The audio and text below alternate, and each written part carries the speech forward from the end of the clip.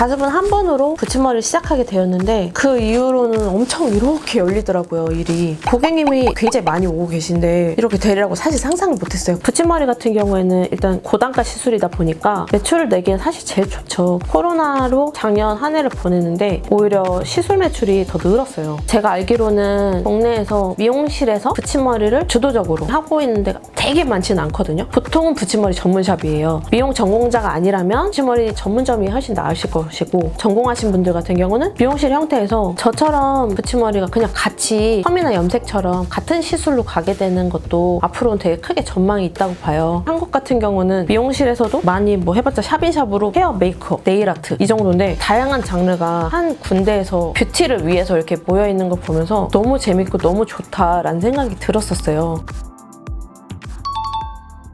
한 달 매출 같은 경우는 4천만 원 정도 선에서 유지를 하고 있고요. 이제 저 같은 경우는 광고 촬영이나 이런 거는 부수적으로 들어오는 부분이기 때문에 지금 이 금액에 포함을 하지 않았어요. 보통 평균 금액대가 저는 50만 원에서 60만 원대로 유지가 되고 있는데 가발을 거의 한 3분의 1 정도로 비용 처리가 되거든요. 현재는 중국에 있는 공장을 거기서 직접 연결해서 받고 있기 때문에 금액을 조금 더 합리적으로 재료를 수급하고 있고요. 그렇지 않고 한국에 있는 가발 도매상을 거쳐서 받게 되면은 많이 부담스러우실 수 있는 부분이 될 수도 있거든요. 업체를 잘 선정해야 되는 것 같아요. 붙임머리 같은 경우는 미용의 한 장르이긴 하지만 미용 외적인 부분이기도 해요. 미용사 자격증을 따지 않으신 분이 가발 샵으로 등록을 하고 가발 시술을 하면 가능은 한데 염색이나 펌이나 그런 이제 화학 시술을 할 수가 없어요. 그리고 커트도 할 수 없고, 미용실에서 하는 시술 외적으로 붙임머리에서 매듭으로 이어주는 거, 그거는 가능하거든요. 그래서 초보자분들이 되게 단순히 빨리 배우고 열심히 연습을 하면 창업하는 데 가능한 부분이기도 해요. 미용사 자격증이 없어도 할 수 있다는 게 사실 되게 큰 메리트긴 하거든요.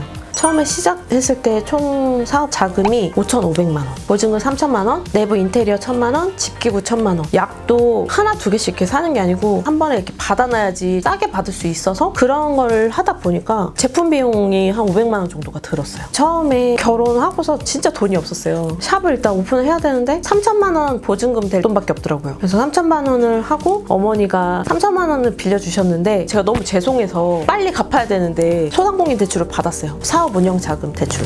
이거는 이제 오픈을 하고 나서 합자가 나와야지 가능한 부분이라서 최대한도로 받았던 게 이제 3천만 원이라서 받고 엄마한테 바로 드렸죠. 1년을 상환을 하지 않고 5년 동안 나눠서 상환하는 방법이었거든요. 실제로 한 달에 내는 비용이 크지가 않아가지고 조금씩 저금한다고 생각하고 전혀 부담스럽지 않고 되게 좋았던 것 같아요. 사실 20평에다가 1,000만 원으로 1,000만 원 이렇게 하기 쉽지가 않아요. 바닥도 다 깔았고 외부 파사드도 다 했었고 공사들도 다 했었는데도 불구하고 1,000만 원으로 할 수 있었던 게 저희 신랑이 철 일을 하고 있었어요. 용접도 하고 저희 신랑이 할 수 있는 소스로 최대한 이용을 해야겠다 생각이 들어서 저희 신랑이 할 수 있는 선에서 다 했어요. 그게 좀 어설펐더라도 그 안에서 감성이 있으면 된다라고 생각이 들어서 그런 인테리어 구조랑 컨셉을 잡았어요. 돈을 많이 안 들이고 하려다 보니까 소파나 테이블이나 이런 것들을 다 길에서 주웠어요. 사실 길에서 주워와서 하다 보니까 이게 빈티지한 느낌이 나서 빈티지한 형태로 분위기를 또 꾸미게 되었고, 처음에 샵에서 제품을 드릴 때 보통은 이제 세트들이로 드려요. 100개, 200개, 300개 이런 식으로. 그렇게 하게 되면 프로모션이 있어요. 열기구를 하나 준다던가 드라이기 뭐 5대를 준다거나 부수적으로 돈을 들여야 되는 부분을 거기서 해주시는 부분들이 있더라고요. 그런 것들로 할인을 좀 많이 받았었거든요. 실제로 염색약을 한 세트 드렸는데 130만 원짜리 열기구를 받았었어요, 제가. 그 외에는 사실 다 중고로 기구를 샀거든요. 오픈을 하고 빨리 폐업 정리하시는 분들 같은 경우는 거의 새 제품이에요. 그런 부분을 좀 이용하시는 것도 되게 좋을 것 같아요. 이제 저는 헤어랑 메이크업, S&P, 붙임머리 이렇게 4가지 장르를 같이 운영을 하고 있는데 다 다른 장르다 보니까 이 느낌이 다 다르게 표현을 하고 싶었었어요. 메이크업 같은 경우는 사실 특별한 일을 받게 되는 경우도 많고 중요한 일에 하게 되는 경우가 많기 때문에 메이크업실은 최대한 고급스럽게 중후한 느낌이 나게 그렇게 표현을 해봤고, S&P 같은 경우는 좀 재밌는데 두피 문신이다 보니까 무섭잖아요. 이 공간이 뭔가 너무 전문적이거나 너무 차가운 느낌이 나면 저는 싫을 것 같더라고요. 그래서 미국식 빈티지 토이를 되게 많이 사서 거기를 되게 아기자기하고 이렇게 꾸몄어요. 그 내부 홀 같은 경우는 빈티지한 느낌을 살려서 했는데, 붙임머리 같은 경우는 여러 명이서 같이 하다 보니까 공간이 협소하면 안 돼서 개방감 있는 공간에서 시술을 하고 있어요.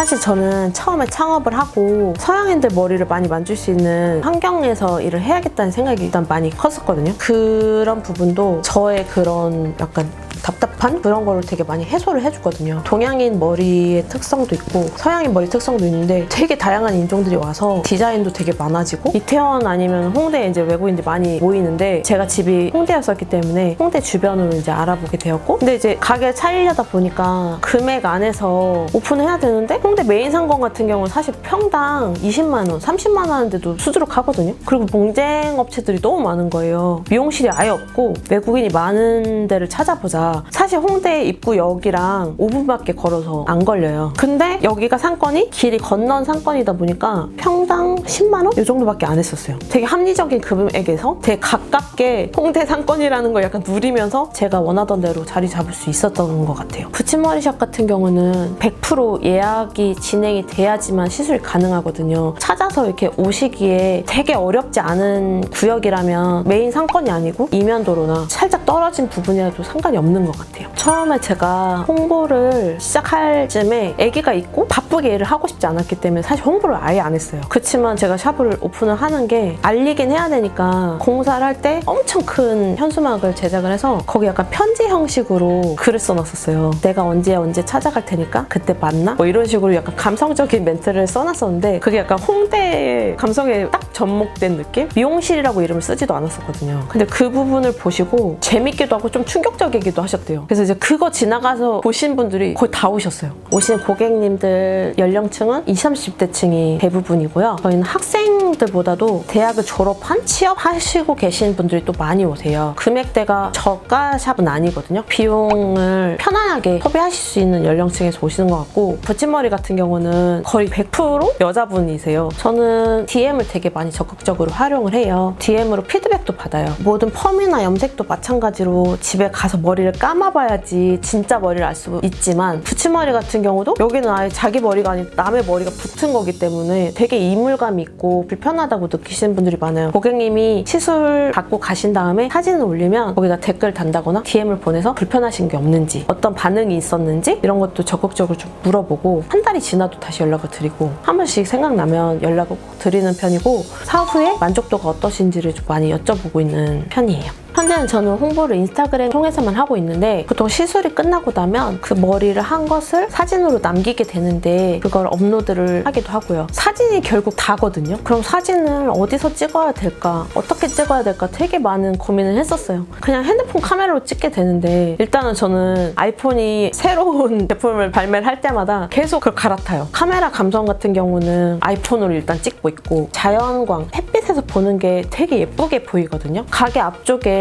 입구에 들어오는 데를 하얗게 칠해놨는데 그 부분에서 주로 하긴 하는데 밤이 되면 눈이 오거나 비가 오거나 이렇게 날씨 영향을 받더라고요. 포토존이 따로 있는 게 좋겠다 생각이 들어서 아예 전문 세트 장비를 구매를 하고 가게 한쪽에다가 포토존을 마련을 해놨거든요. 그래서 밤이든 뭐 낮이든 비가 오든 상관없이 일관적으로 찍고 있는 편이에요. 붙임머리에는 링을 연결을 해서 하는 방법도 있고 실리콘으로 붙이는 방법도 있고 따서 붙이는 방법도 있고 여러 가지 방법들이 있어요. 테이프식으로 접착하는 것도 있어요. 저는 딱히 붙임머리만 지금 하고 있거든요. 시술 방법이 되게 간편하고 가발이랑 고객님 모발이랑 엮는 그 부분이 한 5mm도 안 되게 조금 작고 이렇게 하게 되는데요. 가발이 붙었는지 안 붙었는지 알 수 없을 정도로 굉장히 자연스럽게 해드리고 있고 제가 사용하는 가발 2가지 종류가 있는데 실리콘으로 팁이 달려있는 거 본드 처리가 돼 있는 게 있고요. 매듭으로 엮어서 나오는 게 있어요. 처음에 시작한 지 오래 안 됐을 때는 그냥 고객님들이 금액을 찾는 거에 따라서 유팁 해드리거나 노팁 해드리거나 이렇게 해드렸었거든요. 근데 지금 제가 계속적으로 하다 보니까 노팁을 주로 많이 쓰고 있어요. 실리콘 팁 같은 경우는 열에 약하다 보니까 물이 닿고 열이 자꾸 닿으면 좀 약해지면서 가발 자체가 좀 손상이 되는 경우가 있고 매듭 형태로 되어 있는 거는 금액이 실리콘 팁으로 마감된 것보다 조금 더 비싸지만 고데기 사용이라던가 머리 마르는 것도 조금 더 빨리 마르고 그런 특징들이 있어요. 그래서 그 가발이 각각 무게도 조금씩 다르거든요. 두피가 조금 약하신 분이나 모발이 얇으신 분들 그런 경우는 가볍고 자연스러운 노팁 붙임머리를 사용해드리고 뮤팁 같은 경우는 최대한 이렇게 아래쪽으로 보이지 않는 목 쪽? 이쪽으로 배치를 해서 위에 쪽으로는 아무래도 손이 많이 가니까 위에는 노팁으로 해서 고데기 사용하거나 뿌리를 살릴 때도 편안하게 시술 디자인을 해드리고 있어요. 나에게 창업이란 삶 자체다. 가게에서 일을 하는 것도 저의 인생이고 제가 집에 가서 육아를 하는 것도 저의 삶이잖아요. 일을 할 때도 마찬가지로 똑같은 시간을 쓰고 있는 저의 삶이기 때문에 저에게 창업이란 삶 자체인 것 같아요. 제가 인터뷰를 하게 된 계기는 평소에 후원을 하는 거를 되게 많이 관심이 있기도 하고 실제로 많이 하고 있기도 했었어요. 낭만 부티크 매출의 일정 금액을 후원을 해야겠다라고 생각을 해서 지난달에도 정기 후원을 맺었거든요. 그때 때마침 우리 동네 CEO에서 굿네이버스 결시가동 후원으로 20만 원을 저의 이름으로 기부를 할 수 있다고 말씀을 해주셔서 감사하게 생각해서 인터뷰 응하게 되었습니다.